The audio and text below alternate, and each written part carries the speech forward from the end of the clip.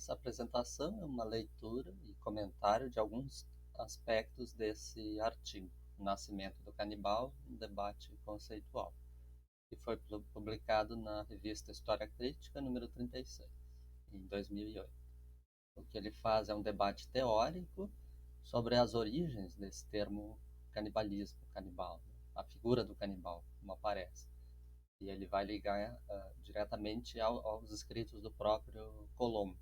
A figura do canibal vai servir como argumento para a conquista do Caribe e para a estigmatização de grupos ameríndios, justamente por serem canibais, por consumirem carne humana. O autor do artigo é professor do Departamento de História da Faculdade de Ciências Humanas e Econômicas da Universidade Nacional da Colômbia, em Medellín. E o nome dele é este aqui, Chicangana Bayona. A ideia do canibal ficou mais famosa a partir dos relatos do século XVIII, não se referia à região do Caribe ou do Brasil, mas ao Pacífico Sul, que era uma região na época ainda inexplorada. E um episódio famoso foi a morte do Capitão Cook, em 1779, que teria sido morto pelos havaianos então, os havaianos teriam matado o Capitão Cook nessa celebração religiosa, o Macarrique, porque eles acharam que o capitão era o deus da fertilidade, a Kualono, que teria regressado. Então essa história sobre a morte do Capitão Cook acabou gerando todo um impacto na Europa do período. Então, indo para a carta do Colombo, ele relata ali que as particularidades da natureza, no clima da região, aqui, né, da América, mas que ele não teria encontrado os monstros fabulosos que apareciam já nas histórias medievais e antigas. A não ser o que ele comenta, as sirenes, as sereias ou sirenes. E ele diz que elas não seriam tão bonitas, teriam muito mais cara de homem do que de uma bela moça. Mas o que então ele teria próximo de uma figura de um monstro que ele teria encontrado aqui na América seria grupos que comiam carne humana. Esse grupo dos canibais moraria na segunda ilha, na entrada das Índias. Então seriam aqueles que comem carne humana. E ainda no Diário do Colombo ele escreve, é onde aparece a primeira vez o termo canibal, que teria sido dado pelos... ele viajava com alguns informantes, alguns índios, aqueles índios que iam junto com ele, né? E daí eles diziam que o nome do lugar onde haveria os canibais seria Boio. E aqui então o uso da palavra canibais. Sobre os índios que informaram Colombo sobre o termo canibal, eles usaram esse termo caniba e eram índios arawak. E eles estavam se referindo aos indígenas caribes. E daí por isso, né, essa relação da palavra caribe com canibal. E o artigo então afirma que o Colombo seria o inventor do canibal. Na sequência do artigo, ele vai mostrar como a tradição medieval influenciou nas representações do Novo Mundo. Ele cita aqui esse livro, Os Insulares, e outros relatos, viagens ao Ocidente, as Hespérides e as viagens de São Brenda, e todos teriam esses seres mágicos, fantásticos, que era então o que os navegadores europeus esperavam encontrar nas Américas, no Novo Mundo. Ele vai comentar sobre estilogravuras da época, que mostravam primeiro, essas aqui, né, mostravam o primeiro contato, então a chegada do Colombo na América, e aqui, só que o barco que ele chega é um barco que não foi usado, né, não era esse tipo de embarcação, isso é uma galera romana do período antigo, então só posteriormente as estilogravuras passaram a mostrar as caravelas, as 3 caravelas que ele usou. Então, para ver como já havia todo um sistema de representação pronto, que vinha da tradição medieval europeia, e que foi só transplantado para representar a América, que ainda nesse momento ainda não se chamava assim, até porque Colombo achava que tinha chegado nas Índias.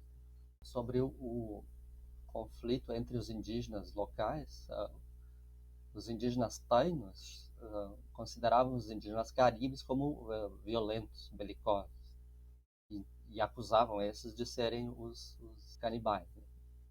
E daí dá uma descrição de como seria esse Caribe selvagem. Então, teria características agressivas, andaria armado, andaria seminu, teria uma deformação craniana, teria cabelos longos e numa figura famosa ainda carregaria a cabeça de um inimigo.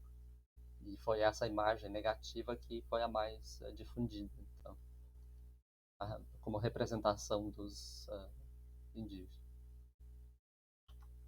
Essa é a imagem, né? Indígena caribe com a cabeça de seu inimigo Tanho, que mostra bem a separação, né? Dois tipos de indígenas. O índio bom, que era edênico, inocente, e seria a base do futuro bom selvagem, né? Dessa ideia do bom selvagem, e em contraste ao índio mau, feroz e antropófago, que seria o índio caribe selvagem.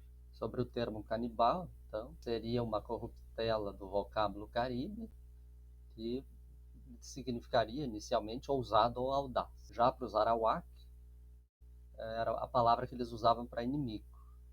E os europeus começaram a usar então a palavra no sentido de comedores de carne humana. A explicação é que o próprio tradutor, que o Colombo confiava, né, esse Luís de Torres, ele sabia hebraico, árabe e aramaico, mas é claro que não entendia as línguas dos indígenas das Antilhas.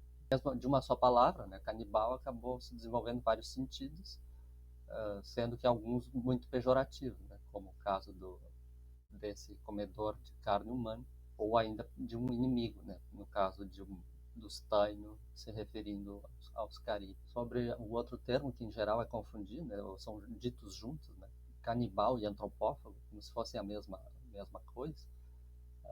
O autor refere que antropófago é um termo grego, né, e era usado para um suposto povo que moraria mais adiante, mais afastado, na região do Mar Negro. E aí quem relataria a existência desse povo seria o Ctésias, na Grécia, né, e já no período romano, Plínio o Velho e Solino falariam, então remeteriam à existência desses grupos que comeriam só carne humana, seja por gosto ou costume. E então esse relato mítico acabou chegando até a Idade Média. Então essa figura mostra homens com cabeça de cachorro, né, sinocéfalo, comendo uma pessoa. E já essa ideia de homens com cabeça de cachorro é uma ideia grega. Na continuação, o autor afirma que então o mito do canibal se desenvolveu com Colombo e depois com Vespucci e assustava, né, causava horror aos europeus. E justamente para fazer esse contraste, né? Então os nativos, os aborígenes, seriam esses selvagens, esses monstros que comeriam pessoas, e em contraste o europeu cristão seria a virtude, seria o correto, e então estaria justificado a invadir e conquistar, né, controlar o território que era desses selvagens. Ele cita aqui essa Real Cédula de 1503, que já autorizava os conquistadores espanhóis a escravizar os índios caribes sob o pretexto de canibalismo, e por eles se terem opostos às demandas pacíficas dos europeus.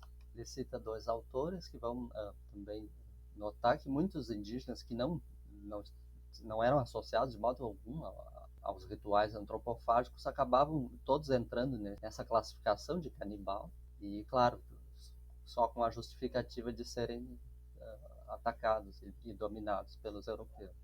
Ele cita algumas referências, algumas expressões que eram usadas para os indígenas, né?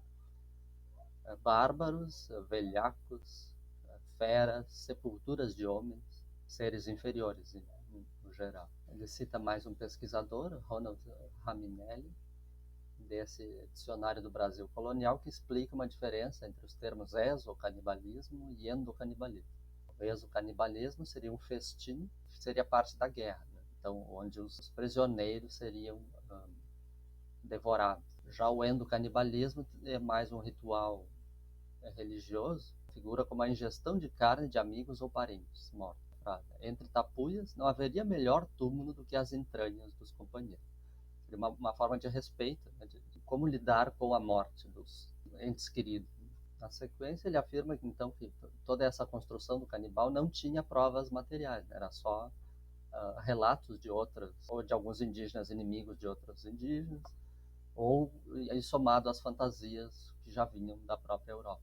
Mas essa ideia do canibal foi aplicada a toda a região do Novo Mundo, ou seja, as Antilhas, o Brasil, acabou sendo quase sinônimo do indígena no período. Aqui ele retoma essa ideia, então, que o canibal, como sinônimo do antropófago, seria a justificativa da guerra e escravidão dos selvagens que resistissem ao cristianismo.